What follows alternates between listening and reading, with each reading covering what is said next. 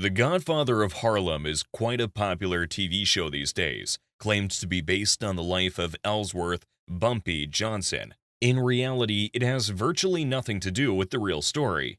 The authors simply took the names of some gangsters from those times and molded their artistic product around a tough African American gangster. However, even though the real story differs almost completely from the series, it's no less interesting. We will tell whether Bumpy was really so cool that Cosa Nostra had to reckon with him and let him run Harlem the way he wanted. We'll tell you how he came to his status as Harlem's top gangster and how the life of the first black godfather ended. Meet Ellsworth Bumpy Johnson on the other side of the law. Ellsworth Raymond Johnson, who would later be known simply as Bumpy, was born on October 31st, 1905 in Charleston, South Carolina. That period in the States was marked by the concept of racial segregation. White and black people lived in parallel universes. They had different restrooms, different seats on buses, different restaurants, and even different neighborhoods to live in. Bumpy's parents, because of their African roots, lived in a black neighborhood. Their family was hardly rich. His father worked in the fishing industry and his mother was a housemaid in the homes of the wealthy. But in the black community, they were on good terms, constantly went to church, and observed both God's and man's laws, trying hard to raise their children, which, including Bumpy, numbered 8. Johnson did well in school, but for a number of reasons never finished.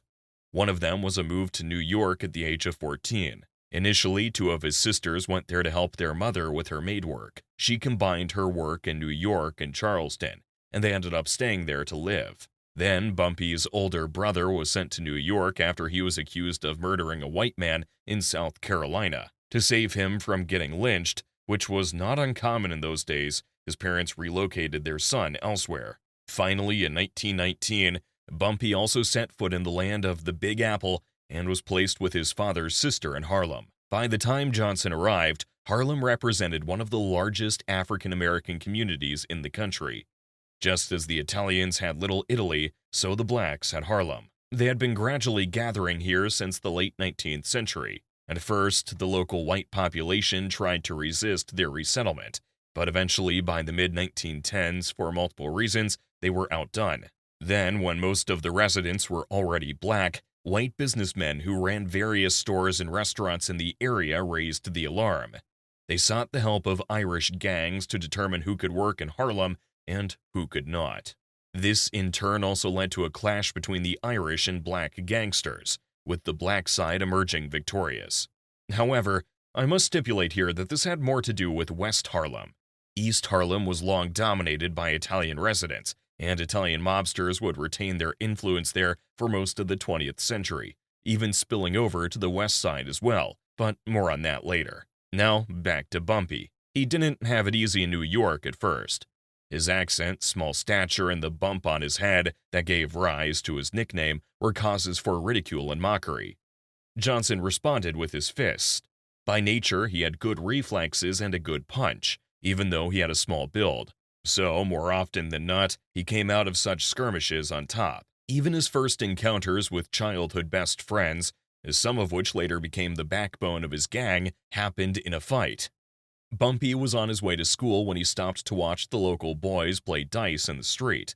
He had a verbal confrontation with one of the boys, which almost immediately turned into a fight. Over the next encounters, they managed to find common ground, and Bumpy began to spend more time with his new friends on the streets than at school. Here he started to make his first money. It all started when the owner of one of the local restaurants near where the boys hung out asked them to sweep the area in front of his spot.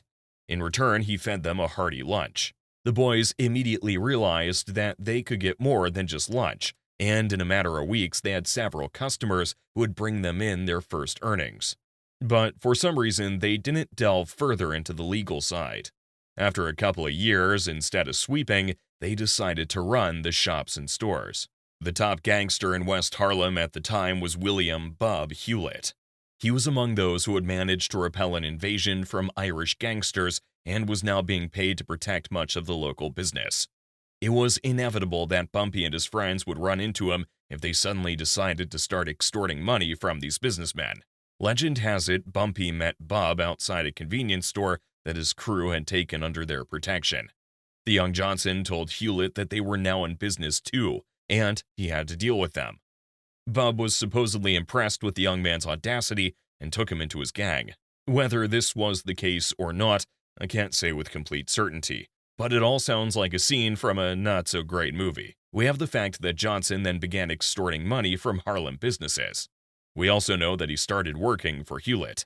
But I doubt very much that it went like the previous story. Hewlett, who was known for his violent temper and was older and bigger than Johnson, would probably have nailed Bumpy right on the spot. But even if he didn't, it seems odd that Johnson, who had challenged Hewlett to establish himself as an autonomous racketeer, would so easily go to work for him a few days later. In my opinion, it was less dramatic than that.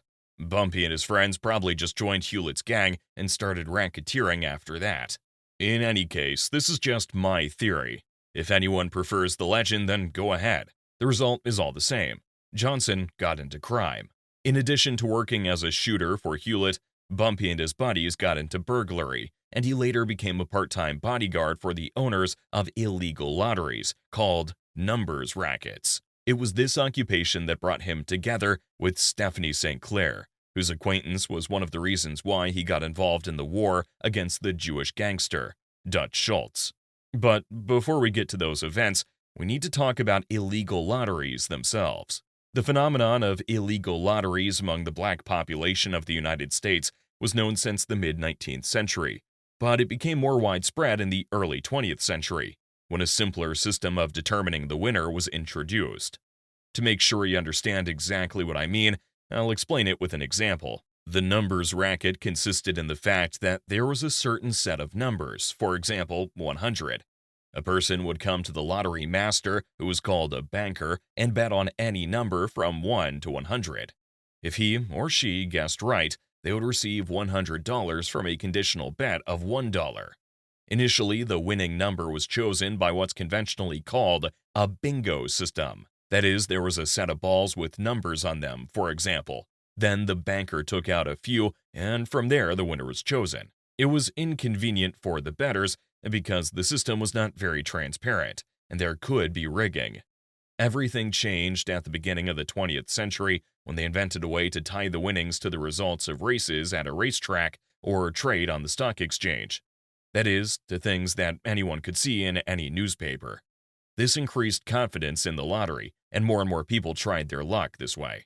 It was in African American neighborhoods that such an enterprise developed the most. Local bankers were indeed extremely wealthy by the standards of black people in the United States during the segregation era. But they were not gangsters. They were ordinary gamblers, albeit illegal, and therefore needed people in their place who were willing to use violence to have protection from outside attacks, as kidnapping and robbery were not uncommon. For example, Casper Holstein, one of Harlem's wealthiest bankers, was kidnapped and held captive for several days until he paid a $50,000 ransom. Bumpy himself faced such an attempt when he worked as a bodyguard for banker Alex Pompez. A thief wanted to rob or steal from him, but before he could say anything, he was almost immediately hit in the face with a razor by Johnson. At this time, Bumpy's partner pushed Pompez into the car, and Johnson, in addition to striking the bandit with a couple more razor blows, also fought with a policeman who had arrived at the scene of the crime. In this way, he tried to prevent the officer from talking to Pompez so that he would not get into too much trouble. The plan really worked. Pompez just drove away. Bumpy, on the other hand, got a year's probation for the whole fiasco. Pompez hired him good lawyers and greased the right people to keep his savior out of jail. The case brought Johnson into the orbit of another banker, Stephanie St. Clair, nicknamed the Queen, who scooped up Bumpy for herself. Now that he was on the outside, he worked for her. And that's an important caveat, since in his first 5 years with St. Clair, he'd served time twice, one for assault and again for burglary. When he got out after his second sentence, he faced a new reality. Dutch Schultz had come into Harlem with the goal of becoming the head of all the local bankers. How exactly he did this, I'll tell you in the video about him. For now, we only care about the fact that most bankers surrendered almost without a fight. and even the toughest gangsters in Harlem, Bub Hewlett, began to work for the Dutchman. One of the few who resisted was St. Clair. This woman came to the United States in 1912 from Marseille. 10 years later, she entered the illegal lottery business in Harlem. In another 5, she became one of the biggest local bankers, who divided all of Harlem into zones so as not to interfere with each other's operations. They didn't form a single cartel, so they were vulnerable to attacks from the outside. The first such attacks came from the police, who, having caught wind that the Harlem bankers were earning more than just small sums, started with regular raids and arrests and asking for bribes. The bankers had nowhere to go, so they paid. However, the arrests did not stop forever. As soon as the cops wanted more money, they got back to it. St. Clair was probably the only one who decided to stand up to this extortion. She launched a full-scale campaign to expose police corruption. She bought advertising space in newspapers and placed articles in them. She wrote letters to authorities, including Mayor Jimmy Walker and President Franklin D. Roosevelt, and talked to anyone who was willing to cover the issue. The cops locked her up for 8 months for running an illegal lottery after planting some evidence against her. But St. Clair got out and carried on, getting the problem reviewed at the federal level, which came to be known as the Seabury investigations. As a result of these hearings, where the Queen also testified, 30 police officers of various ranks and positions were suspended, and St. Clair herself was eventually freed of charges. The hearings also revealed the real earnings of Harlem bankers, as authorities started to examine their bank accounts. For example, the banker, Jose Enrique Miro, had a total of about $1.5 million in all his accounts, a colossal amount of money for the time. This information was publicized and reached the white gangsters, as it was a matter of time before someone from the major New York gangs in those years would come to Harlem in place of the police. That someone was Arthur Flegenheimer, better known as Dutch Schultz. As I said earlier, he blew through Harlem like a hurricane, sweeping up the disparate bankers. St. Clair was again one of the very few who decided to fight. She began again by trying to resolve the matter with the authorities, but they did nothing.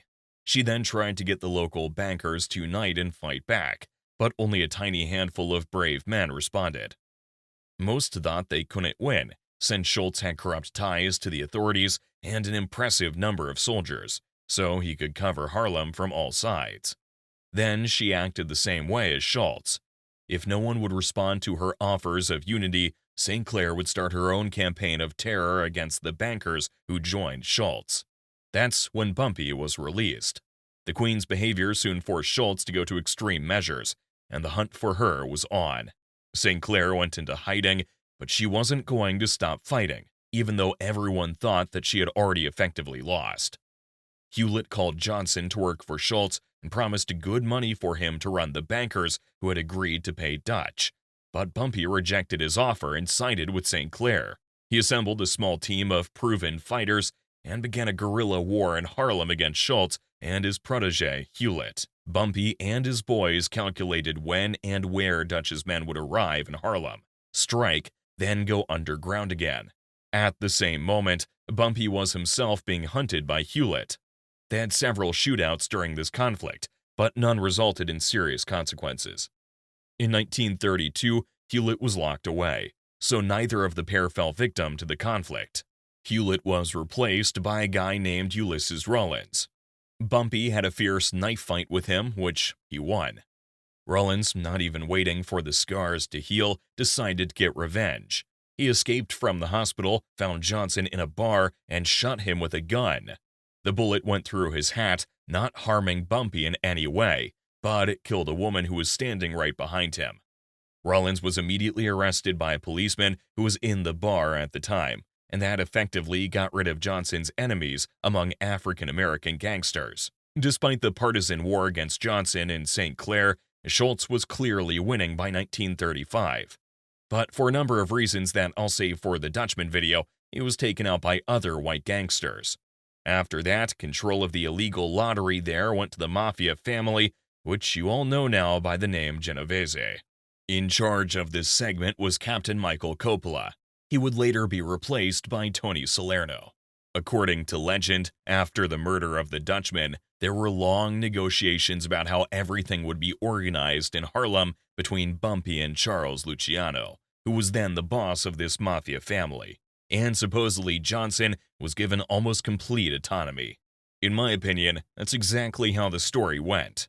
In fact, by 1935, Schultz had already taken over Harlem, and it was only a matter of time before the rebels, St. Clair and Johnson, who had only a few dozen men, would get eliminated. Bumpy was in no position to dictate terms. I doubt Luciano would have been intimidated by such a gang.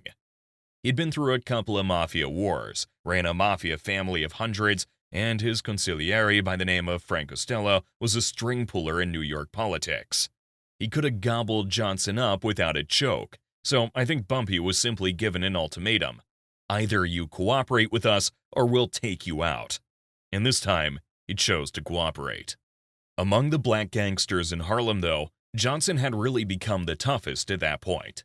He had won the war and was now close to the mob, so yes, by the end of the 1930s, Bumpy had become the Godfather of Harlem, one might even say, to his own surprise. But why to his surprise? Because things hadn't started off so good.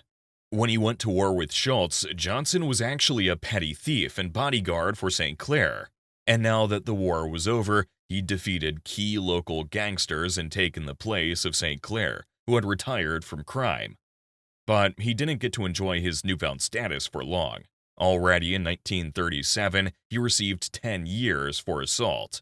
The story goes that Johnson beat up a pimp who had abused his girl. Bumpy got out in 1947. Legend has it that he supposedly lost the autonomy that Luciano had granted, causing him to have a run-in with Joe Adonis. This ended when Luciano, who was in Italy after getting deported, ordered them to leave Johnson alone and let him work. I said earlier that I don't have much faith in Bumpy's self-determination, which he supposedly hammered out in negotiations with Luciano. But even if we assume that's how it was, in 1947 he could not exercise it in the way this legend states. First of all, it's not clear why he had to talk to Adonis as a superior. Costello was the boss then, and Salerno was in charge of Harlem. But, okay, there are versions of the story where he talks to Salerno too. Second, Luciano could not give such an order even if he wanted to, because after his deportation to Italy, he lost power in the US, as I detailed in my Luciano video. So I don't believe that story either. I think Johnson was simply allowed back into the business on preset terms, where he was sort of a Harlem lookout for Cosa Nostra, but that wasn't a bad role at all. Bumpy was the main man in the Harlem underworld that all the locals had to reckon with. His main livelihood was the illegal lottery. He was also credited with drug dealing, but opinions vary widely. Some say he was the one who flooded Harlem with Cosa Nostra's heroin.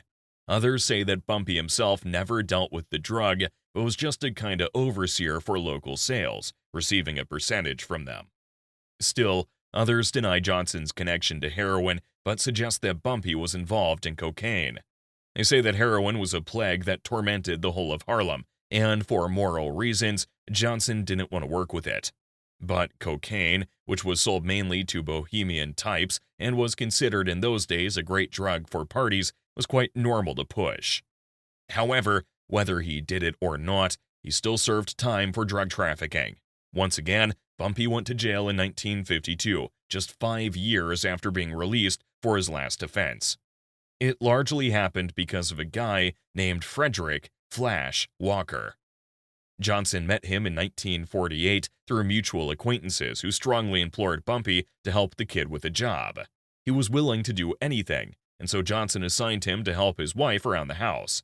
After that, Flash would often visit Bumpy's apartment, and gradually they developed a friendly relationship similar to that of a father and son. As time went on, Johnson began to trust him more and more, and moved Flash from the category of fetch and give to the position of a bets receiver in Bumpy's lottery racket. The young man proved himself to be good at it, but he didn't have to take bets for long anyway. Johnson made him his driver and security guard, even allocated a separate room in his apartment so that Flash could always be around. However, although the guy had the right tongue to take bets and boxing experience to be a guard, his brains were not particularly distinguished, as time would show. He was convinced by one of the small-time Harlem gangsters to engage in cashing checks on a checkbook he had stolen from some rich girl. And Walker did not think of anything better to do with these checks but to cash and send them directly to Johnson's bank account, probably because he wanted to thank Bumpy for sheltering him. But in the end, he only got himself a meeting at the police station with the father of the girl whose checkbook was robbed.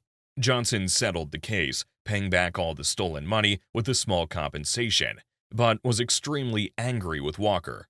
To make matters worse, he drove home, where his daughters told him that Flash had harassed them by slapping their bottoms and making dirty jokes. Some think that they said it on purpose because they were jealous of their father's relationship with the guy and wanted to encourage Johnson to break ties with Walker.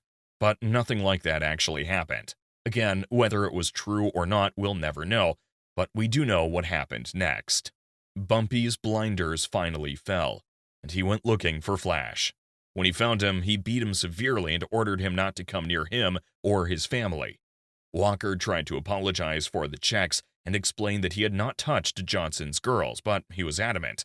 Flash was extremely hurt by all this and held a grudge, so when he was caught selling heroin sometime later, he opted to testify that he had worked for Bumpy.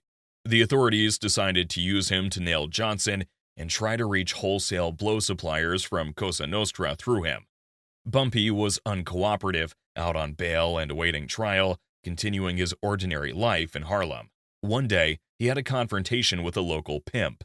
When the guy realized who he was dealing with, he backed off and left the bar, but returned hours later drunk as hell and with a gun. He shot Johnson and hit him in the stomach. The wound, fortunately for Bumpy, was non-fatal, and the pimp was quickly subdued. He left town that night and was never seen again. Once Johnson recovered, he went to trial where he was found guilty. In 1952, he went to prison again, this time for 15 years. The appeal that his attorneys filed did not help. During this sentence, Bumpy found himself in the infamous Alcatraz prison, where Frank Morris and brothers John and Clarence Anglin were also held. These guys would commit the most notorious prison break in U.S. history. Alcatraz prison is located on a small island washed by strong and cold currents, making it almost impossible to escape. It's still unknown whether the three really escaped or died before reaching the opposite shore of the island. One legend says that Johnson, through his contacts on the outside, helped organize a boat that took the fugitives. But this is only a story that has no corroboration. According to the same legend, it's believed that Bumpy refused to run away with the trio because he wanted to live the rest of his life as a free man in his home of Harlem. Johnson was released in 1963. The story goes that when he drove back into Harlem, people crowded in front of Bumpy's car and welcomed him back. This reaction was due to the fact that Johnson, in the small intervals when he was free, helped the poor in Harlem to the best of his ability, and many people were really happy to see him return. Bumpy was thought to be the lesser evil. Yes, he was a thug and did some illegal things, including extorting local businesses, but there was order and a semblance of justice under him. Johnson protected prostitutes from the whims of pimps, helped the locals when they had problems with the mafia, and participated in community social life in every way possible. He even had a friendly relationship with Muslim orator Malcolm X. And when the latter split from the Nation of Islam and organized his own group, Johnson's men even did some security work for him for a while. But in the end, Malcolm rejected this help and severed all relationships with Bumpy because of his outlaw activities. And it just so happens that this breakup coincided with Malcolm's imminent demise. He's believed to have been killed by the Nation of Islam. In case anyone doesn't know, they're an African-American society that unites black people along religious lines and fights for the rights of all black Americans. Bumpy himself was also involved in Harlem social life after his release from Alcatraz. He was often seen with local political functionaries and wealthy businessmen. And in general, there's even an opinion that after prison he did not turn back to crime, but got into legal business and these other public activities. Whether this was the case or not, we can only guess, but by the end of the 1960s, the authorities took a reignited interest in Johnson. He was again charged with drug trafficking. If he had gone to jail, he would have stayed about another 5 years. But Bumpy didn't go down. While awaiting trial, he continued to go about his normal life. And on one ordinary day, he went to an ordinary cafe, took his usual order, talked to his friends, and ate as he normally would. But as he brought the next portion of food to his mouth, he suddenly began to feel a stabbing in his chest. His condition started to deteriorate rapidly, and Johnson did not survive that ordinary day. He died of a heart attack. Bullets didn't take him. Knives didn't take him. Not even the toughest prison could break him. Ellsworth Bumpy Johnson was able to survive all the dangers of the criminal lifestyle and died quietly and peacefully surrounded by his friends in the place where he's today known as the Godfather.